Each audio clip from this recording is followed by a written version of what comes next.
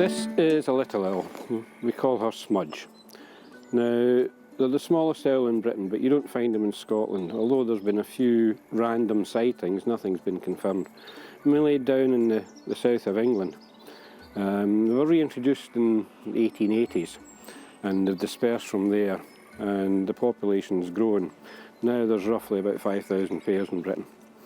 But you can see a lot of people will be looking at this saying, oh, isn't that cute? Now this is what she would do with another partner in the wild. It's how they reinforce the bond. Breeding season, if you look at wild little owls, they're constantly preening and touching each other, reinforcing that breeding bond. We tend to put too many human characteristics on birds and animals, and we shouldn't do it. Little owls, they'll eat large insects, small invertebrates, mammals. If you look at the colour of the eyes, they're yellow. Now, yellow-eyed owls tend to hunt during the day and they can see colour. It's all to do with the number of cones and rods in the eye. Because a nocturnal owl, colour's no good to it. And you'll see when we go to the nocturnal owls the difference in the colour of the eye.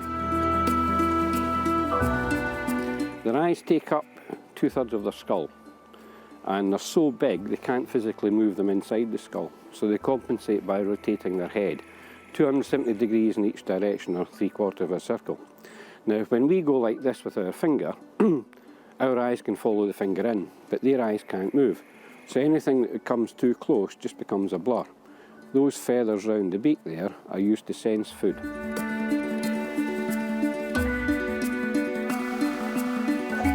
Bernie is named after the guy that found him. He was abandoned by his parents on a golf course.